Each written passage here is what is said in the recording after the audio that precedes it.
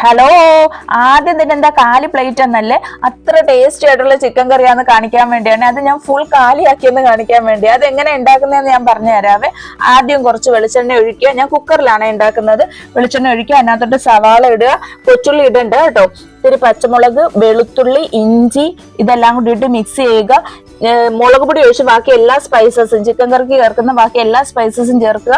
Maggi cube, ഒരു ചെറിയ കഷ്ണം മാഗി ക്യൂബ് ഇടുക. നാരങ്ങാനീര് ഒഴിക്കുക. ചിക്കൻ ഇട്ട് നന്നായിട്ട് മിക്സ് ചെയ്ത് കുക്കറിൽ ഒരു ഫിസിൽ അടിക്കുക.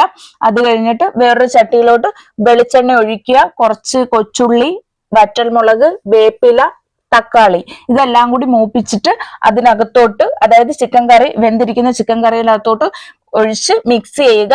അത് കഴിഞ്ഞിട്ട് തേങ്ങാപ്പാൽ ഞാൻ കുറച്ചെടുത്ത് ആ തേങ്ങാപ്പാലിന്റെ പകുതി ആദ്യം ഒഴിച്ചിട്ട് നന്നായിട്ടൊന്ന് മിക്സ് ചെയ്യും കേട്ടോ. മിക്സ് ചെയ്ത് കഴിഞ്ഞിട്ട് തീ ഓഫ് ചെയ്ത് കഴിഞ്ഞിട്ടാണ് ഞാൻ ഒന്നാം പാൽ ഒഴിക്കുന്നത്. ഒന്നാം പാലല്ല, ആ പാല് തന്നെ ഒഴിക്കുന്നത്. അത്രേ ഉള്ളൂ. ഞാൻ ചോറുമായിട്ടാണ് കഴിച്ചത്.